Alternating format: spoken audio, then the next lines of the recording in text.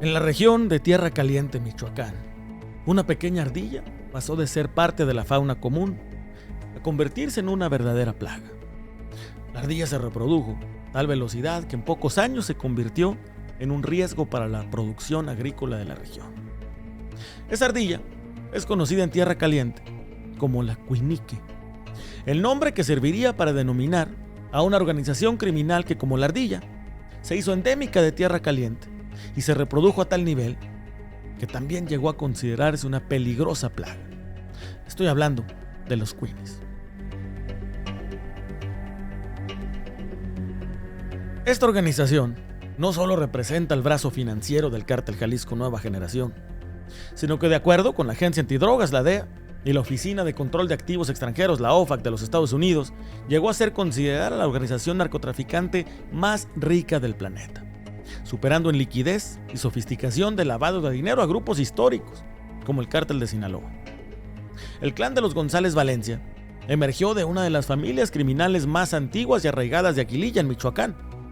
La familia, compuesta por 18 hermanos, comenzó su trayectoria en la década de 1990, operando bajo el paraguas del Cártel del Milenio, una organización liderada por la familia Valencia, que fue pionera en el establecimiento de rutas de cocaína desde Colombia y en la producción masiva de metanfetaminas. Durante años, mientras otros cárteles se desgastaban en guerras fratricidas por el control de plazas, los González Valencia se especializaron en logística de alta gama y en la inserción de capitales ilícitos en la economía legal. La resiliencia de los cuinis radica en su estructura hermética. A diferencia de otras organizaciones que reclutan mandos intermedios externos, el núcleo de poder de este grupo se mantuvo estrictamente dentro del clan familiar, lo que dificultó históricamente la infiltración por parte de agentes encubiertos o de informantes. Como ejemplo está Abigail González Valencia, conocido como el Cuini, estratega global y líder máximo del cártel. Su manejo de alianzas internacionales le ganaron justamente el puesto de líder de los Cuinis. Luego Gerardo González Valencia, conocido como el Lalo o Lalo Cuini, se encargaba de la coordinación en el cono sur, de Uruguay, de Argentina, hasta Europa. Luego José González Valencia, la Chepa. Operaciones logísticas, seguridad y armamento eran prácticamente lo que lo tenían dentro de la organización. Seguido, Rosalinda González Valencia, conocida como la Jefa. Era el enlace estratégico con el Cártel Jalisco Nueva Generación. Se encargaba de la administración de activos en México. Y luego Ulises González Valencia, el Barbas, quien manejaba las redes locales y el transporte regionalmente en Michoacán y Jalisco. Un punto de inflexión fundamental en la historia de esta organización ocurrió con la fragmentación del Cártel del Milenio y la muerte de Ignacio Nacho Coronel en 2010. Luego de estos eventos, la organización se dividió en dos facciones: la Resistencia por un lado y los Torcidos por otro. Los González Valencia, bajo la visión estratégica de Abigail, decidieron respaldar a la facción de los Torcidos, liderada por Nemesio Ceguera Cervantes, alias el Mencho. Esta alianza se selló no solo con intereses comerciales, sino con un vínculo de sangre: el matrimonio entre Nemesio Ceguera y Rosalinda González Valencia. Esta unión transformó la dinámica del narcotráfico en el occidente de México. Mientras el Mencho aportaba la capacidad de fuego, la disciplina paramilitar y una agresividad territorial sin precedentes, los Cuinis aportaban el capital necesario para financiar la expansión, adquirir armamento sofisticado y, sobre todo, lavar los excedentes de efectivo a una escala corporativa. En esta simbiosis, el Cártel Jalisco Nueva Generación funcionaba como el brazo ejecutor y expansivo, mientras que los Cuinis operaban como la tesorería y la consultora logística de la organización. Para el año 2015, la inteligencia estadounidense había detectado que los Cuinis manejaban márgenes de beneficio asombrosos. A diferencia de otros grupos que dependían casi exclusivamente del mercado estadounidense, Abigail González Valencia diversificó las rutas hacia Europa y Asia, donde el precio de la cocaína y las metanfetaminas se triplicaba. Esta visión global permitió que la organización acumulara una liquidez que dejó perplejas a las autoridades. Antes de su arresto, fuentes gubernamentales consideraban a los Cuinis como la organización narcotraficante más rica de México, potencialmente del mundo, debido a su control sobre la cadena de valor completa, desde la producción en Sudamérica hasta el lavado en paraísos fiscales. La verdadera fuerza de los Queenies no residía en sus sicarios, sino en sus contadores y abogados. La organización diseñó una red de empresas fachada que operaban en sectores tan diversos como el inmobiliario, el gastronómico, el agroindustrial y el hotelero. La OFAC ha designado decenas de estas entidades como instrumentos de lavado de activos. Un episodio que arrojó luz sobre la profundidad de sus operaciones internacionales fue la filtración de los Panama Papers. Los documentos revelaron que Gerardo González Valencia utilizó el despacho Mossack Fonseca para gestionar empresas en Panamá y otros paraísos fiscales. A través de entidades como Montella Global S.A., la organización canalizó fondos para la compra de bienes raíces en Punta del Este, Uruguay, y Buenos Aires, Argentina. Estas transacciones permitieron que el clan integrara millones de dólares al sistema financiero sudamericano bajo la apariencia de inversiones legítimas en el sector de servicios y tiendas de conveniencia. La estrategia consistía en nombrar a las esposas, hermanas y cuñadas como titulares de estas empresas, creando una capa de separación legal que durante años protegió los activos de las incautaciones gubernamentales. Por ejemplo, Jennifer Beaney Camacho Cázares, esposa de Abigail, y Diana María Sánchez Carlón. Ellas fueron piezas clave en el manejo de estas corporaciones en Jalisco. El 28 de febrero del 2015, la carrera de Abigail González Valencia sufrió un golpe definitivo. Fue capturado en un restaurante de Puerto Vallarta en un operativo impecable de la Marina Armada de México. Sin embargo, lo que ocurrió inmediatamente después del arresto revela el inmenso poder económico que manejaba. De acuerdo con informes de la Comisión Nacional de Seguridad, González Valencia intentó sobornar a sus captores con una oferta astronómica: 50 millones de pesos mexicanos. Lo inusual de esta oferta fue la condición principal de Abigail. No pidió ser liberado en ese momento. Exigió que su fotografía no fuera divulgada a la prensa ni apareciera en televisión. Ese detalle subraya la obsesión del líder de los Queenies por el anonimato, entendiendo que su rostro en los medios era el fin de su capacidad para operar discretamente en el mundo empresarial legítimo. La oferta, desde luego, fue rechazada y su imagen se convirtió en el trofeo de guerra del gobierno federal de ese entonces. Luego de su captura, Abigail González Valencia inició una de las resistencias judiciales más prolongadas en la historia del narcotráfico en México.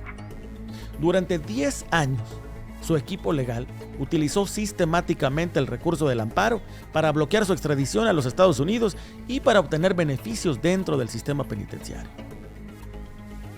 Durante su estancia en el reclusorio norte, los reportes de inteligencia indicaron que González Valencia no vivía como un reo común. Tenía acceso a ropa de diseñador, relojes de alta gama, teléfonos satelitales y que incluso contaba con un equipo de asistentes y cocineros que preparaban menús especiales.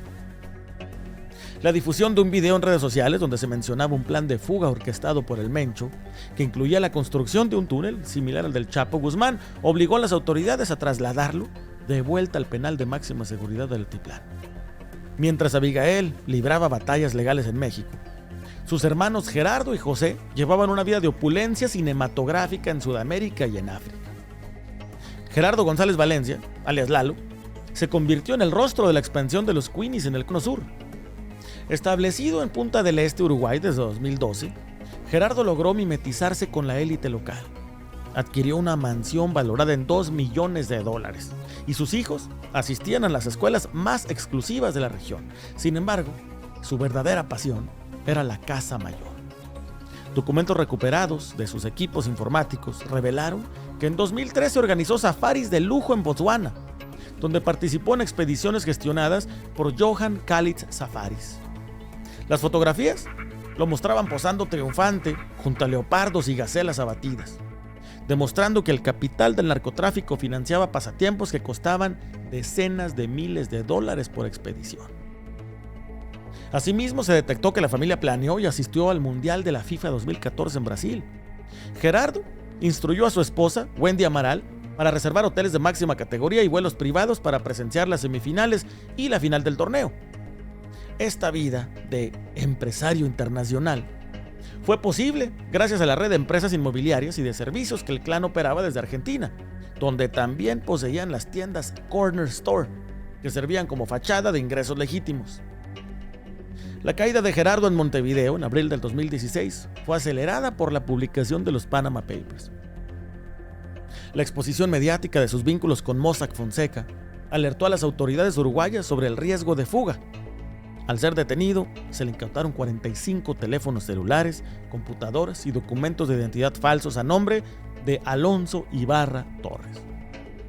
Tras un prolongado juicio de extradición y el cumplimiento de una condena por lavado de dinero en Uruguay, finalmente fue entregado a Estados Unidos en 2020 y sentenciado a cadena perpetua en julio del 2023 por tráfico de toneladas de cocaína. En los años previos a la extradición definitiva de Abigail en 2025, los Queenies perfeccionaron su alianza con redes de lavado de dinero de origen chino. Esta evolución representa la respuesta del crimen organizado a los controles bancarios occidentales más estrictos. El informe anual de la DEA de 2025 destaca que los Queenies actúan como el principal brazo financiero del Cártel Jalisco Nueva Generación en esta nueva era de banca clandestina. El sistema opera bajo una lógica de compensación. Los dólares en efectivo de la venta de droga en Estados Unidos se entregan a corredores chinos en ciudades como Los Ángeles o en Nueva York. Estos corredores venden los dólares a ciudadanos chinos que necesitan divisa extranjera, mientras que en México o China, las organizaciones asociadas entregan el equivalente en pesos o renminbi al cártel. Esta sofisticación ha permitido que los Queenies mantengan su relevancia incluso con sus líderes fundadores tras las rejas. La capacidad de utilizar criptomonedas y comercio compensado, es decir, enviando productos legales de China a México para ser vendidos, ha mutado la forma en que el capital ilícito regresa al control del clan. El 12 de agosto del 2025 marcó el fin de una era. Luego de agotar cada recurso legal disponible en el sistema judicial mexicano, Abigail González Valencia fue extraditado a los Estados Unidos. Fue recibido por el propio administrador de la DEA en una muestra de la importancia que Washington otorgaba a su caso. Los cargos que enfrenta en la Corte del Distrito de Colombia son exhaustivos. Dirigir una empresa criminal continua, conspiración para distribuir metanfetaminas y cocaína, y lavado de dinero a escala industrial. Los fiscales estadounidenses han acumulado un expediente que incluye interceptaciones de comunicaciones donde Abigail orquestaba operaciones de rescate y gestionaba envíos de droga desde su celda, además de testimonios de ex colaboradores que detallan la estructura de mando sobre Nemesio Ceguera Cervantes en los primeros años de esa alianza.